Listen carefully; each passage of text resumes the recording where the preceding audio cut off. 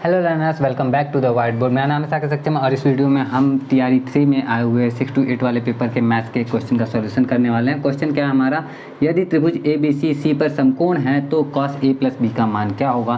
तो त्रिभुज ABC बना के थोड़ा सा देख लेते हैं कि जैसे मान लो अगर ये ABC है, जहाँ पे ये A B, वैसे इधर लिखना चाहिए था, चलो कोई बात नहीं, यहाँ पे C लिख देते क्योंकि C पे समकोण दिखाना है हमें। तो C अगर समकोण है तो बाकी A और B का जो एड सम होगा, मतलब angle A plus angle B वो कितना होगा, वो भी 90 डिग्री होगा। Angle A plus angle B बराबर कितना होगा, 90 डिग्री। क्यों होगा 90 डिग्री, क्योंकि त्रिभुज के तीनों कोणों का योगफल 180 होता है, जिसमें से 90 ये खुद है, तो ये दोनों मिला के तो 90 होंगे। तो A प्लस B बराबर कितने हो गए हमारे 90। तो हमसे वैल्यू पूछा जा रहा है cos A प्लस B का, cos A प्लस B का वैल्यू यानी कि cos 90 का वैल्यू। और cos 90 का जो वैल्यू होता है वो होता है कितना होता है भाई, 0 होता है। cos 90 का वैल्यू 0, cos 90 डिग्री का वैल्यू 0। तो हमारा ऑप्शन सी इसका राइट आंसर हो जाएगा। तो बस यही सिंपल सा क्वेश्चन था। उम्मीद करता हूँ आपको समझ में आ गया होगा।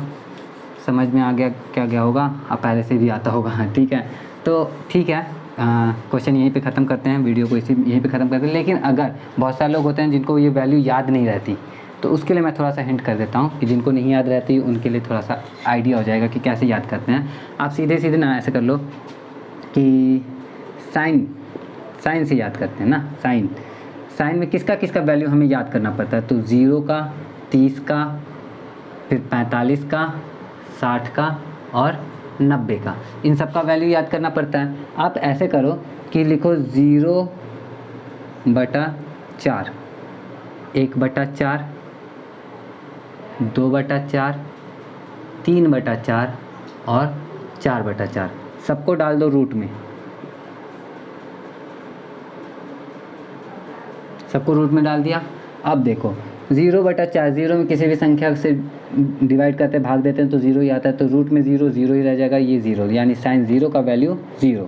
30 की बात करते हैं तो 1/4 है, रूट में 4 है, रूट से बाहर आके 2 हो जाएगा और एक रूट से बाहर आके 1 ही रहेगा, तो ये हो जाएगा हमारा 1/2, यानी साइन 30 का जो वैल्यू होगा वो 1/2।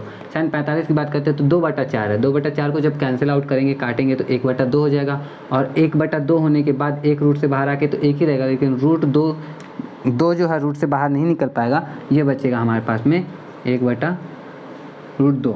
तो ये साइन 45 डिग्री का वैल्यू आ जाएगा। उसके बाद इसको देखते हैं हम लोग, तो 3/4 कट नहीं रहा है, लेकिन रूट से जब बाहर निकालेंगे तो 3 तो रूट से बाहर निकल नहीं पाएगा, तो ये तो बचेगा √3, लेकिन 4 रूट से बाहर निकल के 2 हो जाएगा, तो √3/2। तो साइन 60 का जो वैल्यू होगा वो √3/2, और ये 4 पूरा आपस में कट जाएगा, बचेगा 1, √1 का वैल्यू 1, यानी साइन 90 डिग्री का वैल्यू 1। अब ये साइन का था।